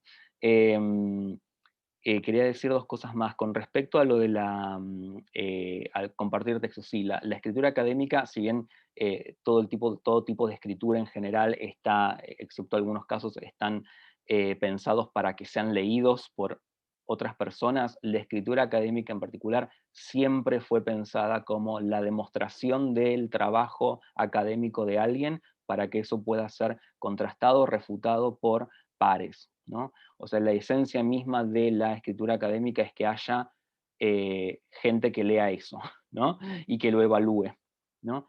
Y en relación con el último punto, muy importante sí esto de retomar la consigna, no lo trabajé tanto porque, bueno, eso depende mucho de cada consigna, pero debe tener una respuesta completa en sí misma.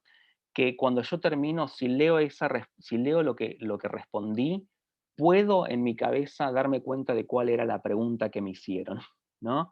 Que es un poco difícil de darse cuenta, porque muchas veces la consigna puede ser compleja, ¿no? Pero que podamos de alguna manera reconocer que lo que contestamos es algo que responde claramente a lo que se preguntó, ¿no?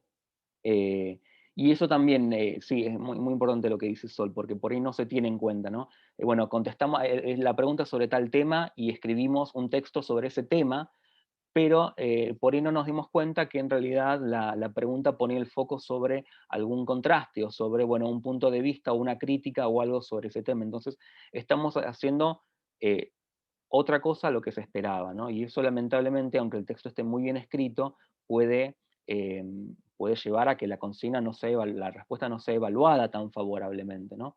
aunque hayamos estudiado muchísimo, estamos contestando por ahí algo diferente a lo que se pidió. Así que sí, es muy, muy importante el tema ese. Y obviamente que se lean entre ustedes, ¿sí? Así que en la medida de lo posible, aunque obviamente si es un parcial que hay que entregar, que es algo individual, no lo hagan, pero en la medida de lo posible compartan las cosas, o incluso después muchas veces pasa que, bueno, ya me corrigieron el examen o ya me corrigieron el trabajo, bueno, listo, me olvidé, ¿no? Bueno, no, o sea, si les interesa el tema en especial, y si no, si quieren mejorar en particular, vuelvan a leerlo, vuelvan a escribirlo, ¿no? Eso es muy útil, es muy útil. Sí, sí, sí, se puede aprender muchísimo de eso, de los comentarios de pares,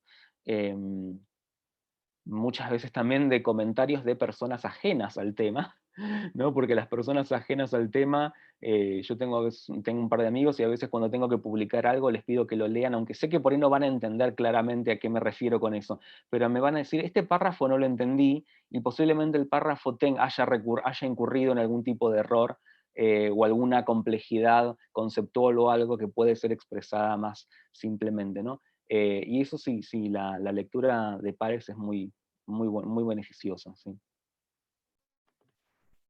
Yo quería decir una cosa, bueno, bárbaro todos los aportes que se fueron haciendo, un poco en esta línea de, bueno, quizás decir alguna reflexión o algunos tips, como había hecho Solcito, que bueno, me quedé con algunas cosas de la exposición y particularmente me interesó mucho esto último del vocabulario y bueno, algo que decías al principio acerca de un poco la simbiosis entre la lectura y la escritura, que bueno, si bien por cuestiones de tiempo y porque ya lo vimos en otro taller, no podemos abordar tanto, es fundamental y un poco también como partiendo de mi experiencia en particular, bueno, esto que decías, ¿no? Que es indivisible una cosa de la otra, por un lado, porque a partir de la lectura es que nos nutrimos de ese vocabulario y de ese bagaje conceptual, pero también, no sé, algo que a mí me sirve mucho, y sobre todo me servía en los primeros años, era un poco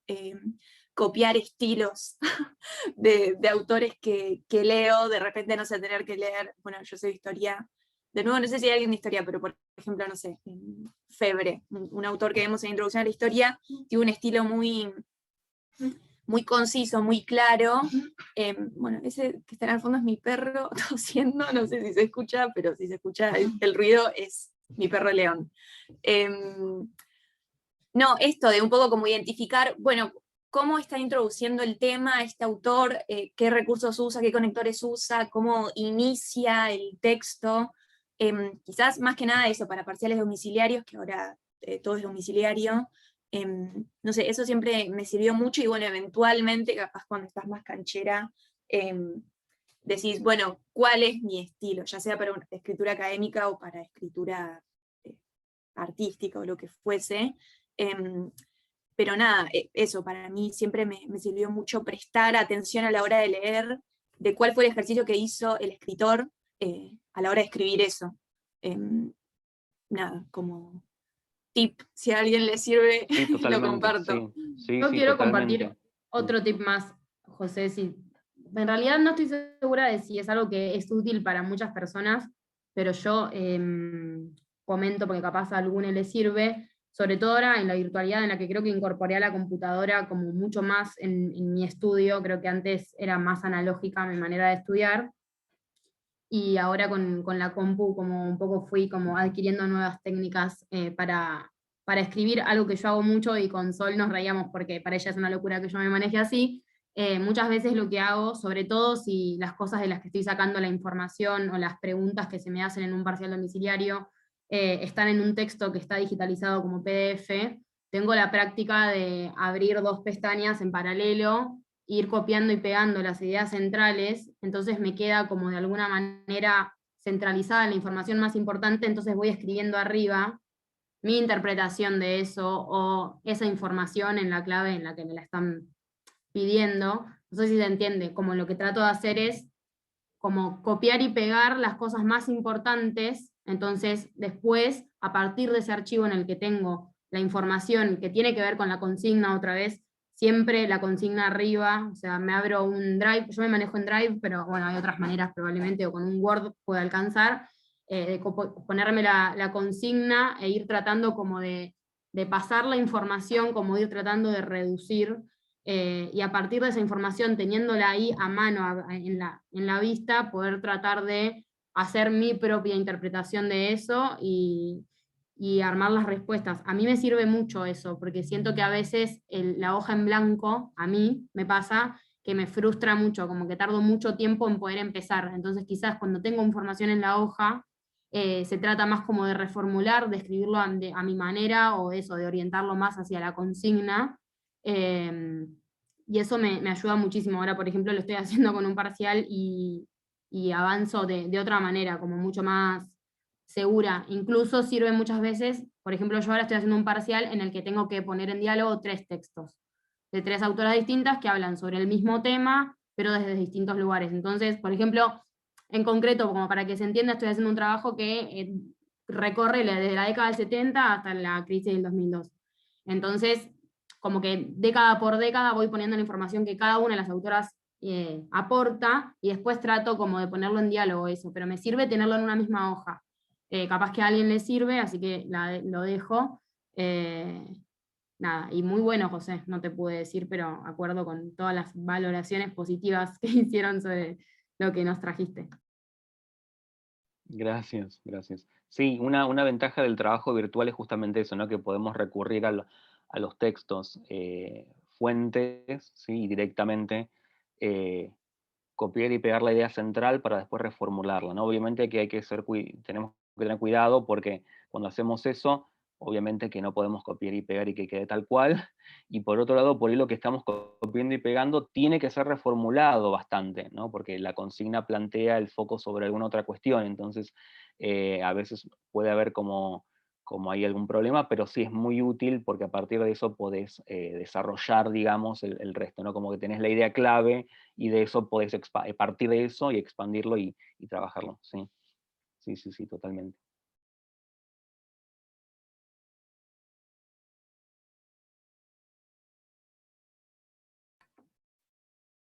Gracias a vos, Nuri, por sumarte y participar. Y bueno, si alguien más tiene alguna pregunta o algo para consultar, y si no, podemos ir cerrando, si les parece.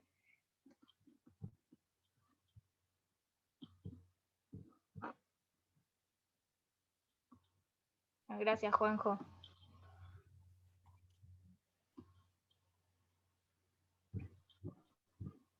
Algo que Bueno, no sé sí. si dijimos antes de que se termine de ir todo es, ¿contamos de la caja de herramientas o nos olvidamos?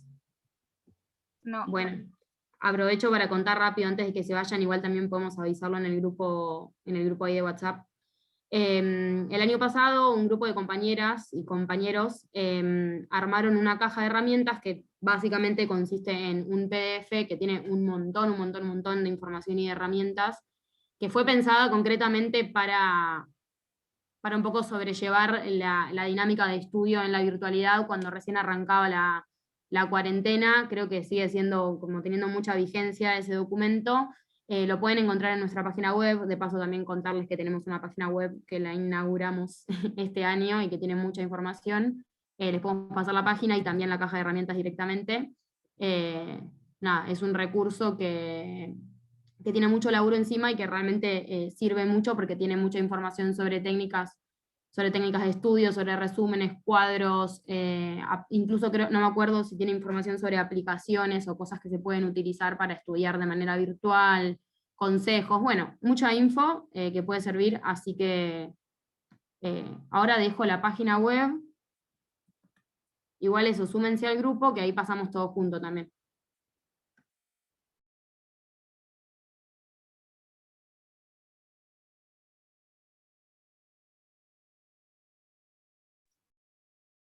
Eso, ahí Cami volvió a mandar el link del grupo, donde también vamos a compartir no solo la página, la caja, sino también la grabación de este encuentro, de los anteriores, y el material que armó José.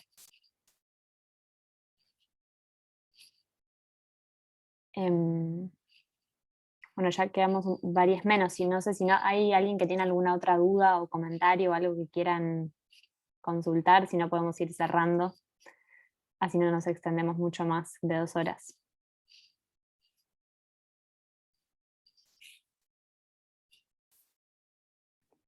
Yo creo que ya estamos, ¿no? Genial, Felipe. Bueno, nos veremos. Bueno, muchas Em, gracias, José, otra vez por todo. Gracias a ustedes. Eso, sí. Gracias a ustedes. Em,